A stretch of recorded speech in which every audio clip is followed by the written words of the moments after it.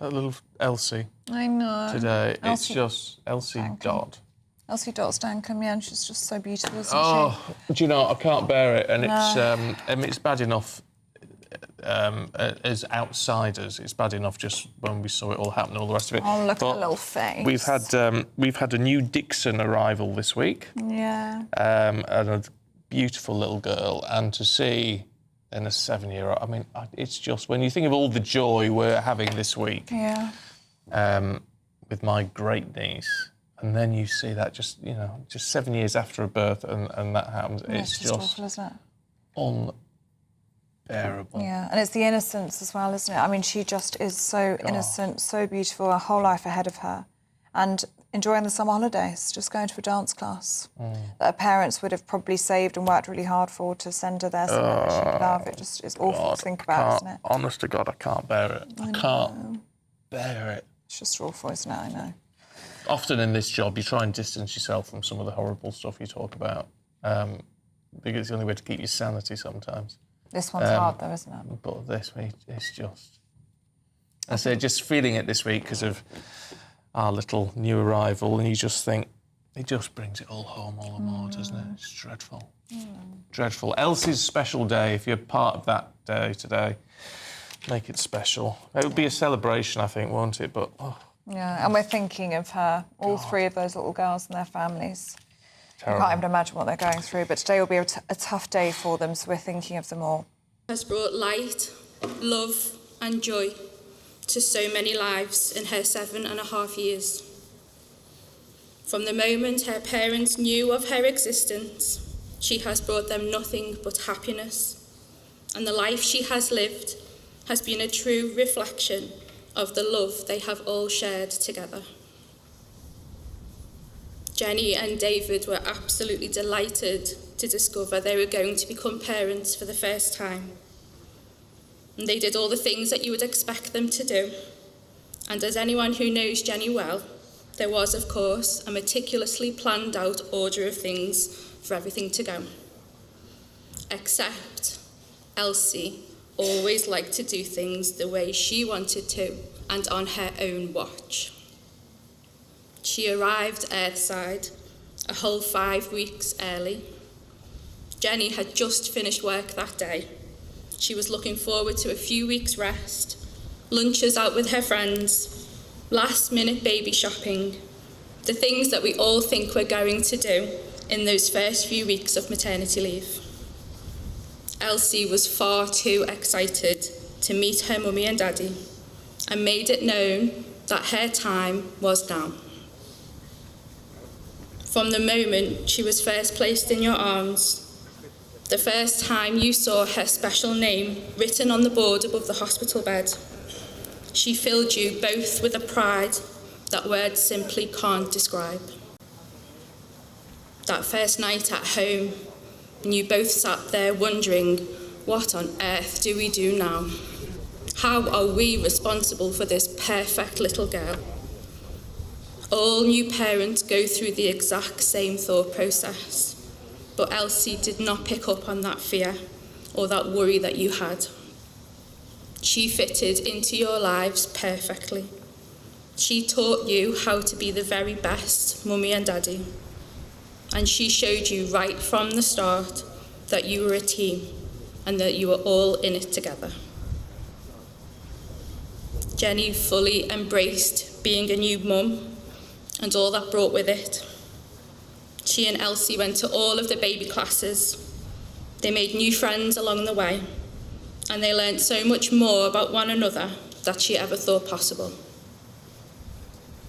As the months went by and the next chapter was about to begin, Jenny and David scoured the whole of Southport for the perfect nursery for Elsie, and they found that in Natterjack's, just down the road from here. Elsie absolutely loved going to nursery. She was never one for looking back and wondering where on earth mum and dad have gone. She went in and embraced it all. From the moment she could walk, she took herself off to play and explore, and she was always the child everyone else wanted to play with. Her kind and caring nature just welcomed everyone in. From such a young age, she had such a high level of emotional intelligence. Her confidence grew and grew, and she was turning into this wonderfully polite and kind little girl, a testament to all her parents and the grown-ups in her life. Her teachers at Farnborough Road were always full of praise for her ability to always try her best, and she never once got cross if something didn't quite go her way. Her heart was too kind. It was too kind for anger and for upset, and she would always find a way of working out a solution that would best support her, and on she went from there. Elsie lived out her school values every single day. She respected everyone she ever had an interaction with. She showed compassion for people in abundance. She persevered at everything she tried her hand to, even if she wasn't a massive fan of it. Live from the funeral in Southport of young Elsie Dot Stancombe, Stancombe, the 7-year-old who was tragically killed in that knife attack.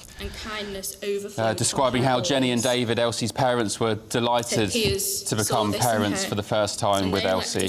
She came 5 weeks early. To represent them, they said, and their school. And they described how Elsie couldn't wait to meet them because she was early.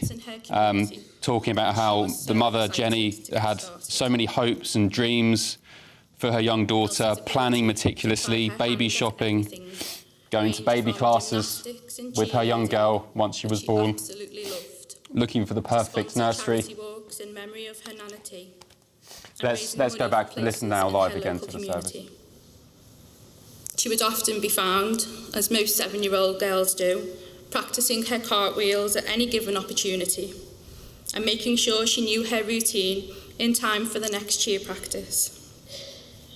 Her dogged determination to complete a 10k walk around Southport on a cold, dark Friday evening in December just epitomised her strength and her want to make her loved ones proud. She even made a point of saying to her dad at one point, "I'd love to go on your shoulders right now, but we're nearly at the end.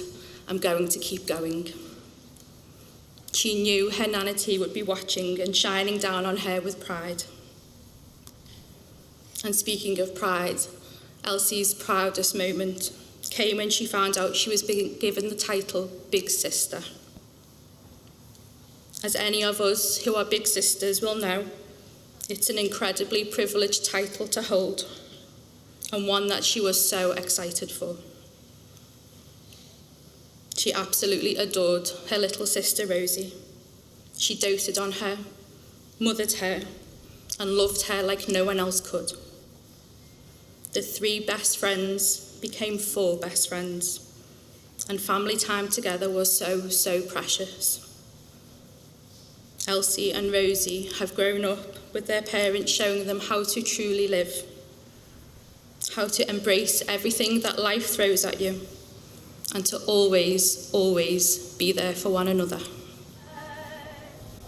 They did all the things that we so often take for granted, all the things that we don't give a second thought to.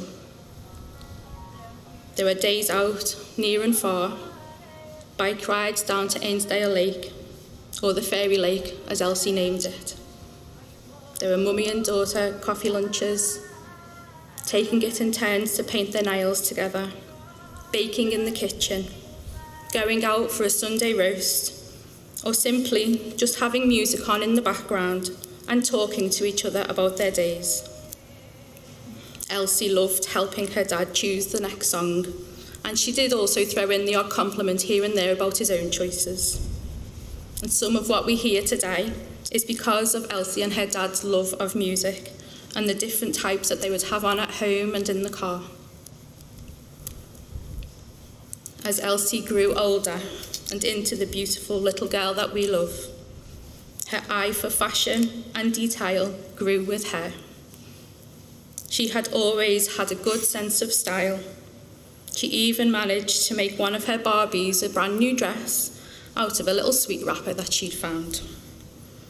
She loved being creative and making new things, and the sewing machine Father Christmas brought her last year was the start of her thinking about bringing her designs to life. Hobbycraft was one of her favourite shops. She could spend hours browsing all the different fabrics, looking for the right pattern. And she loved helping her mum pick their outfits for the day. And she was starting to take an interest in her skincare and her makeup. Sometimes too much of an interest, as Jenny often found her makeup drawer had been interfered with. And a rite of passage for any little girl is getting your ears pierced. Elsie was so excited when Jenny finally gave in and said, yes, okay, you can have your ears pierced. David had the honour of taking Elsie shopping just a few weeks ago for her very first pair of earrings. I think they'd scoured every shop in Southport just for the right pair, and she did have a good eye for these things. Elsie loved talking to people. She had a genuine, invested interest in everyone, and she really took the time to sit and listen and engage in your conversation. She could strike up a conversation with anyone about anything, and she instantly made you feel at ease.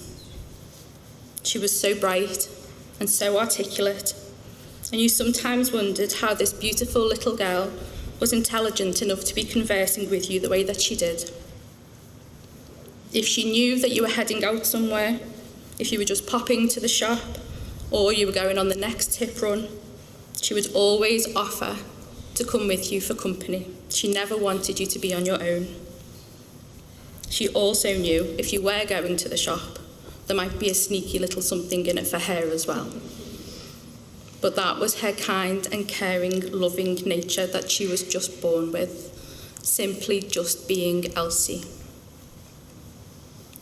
She spent every single day of her life just simply enjoying life, living her best life every single day, whether that was at home with her family, in school with her friends, or playing in the park with children she had just met.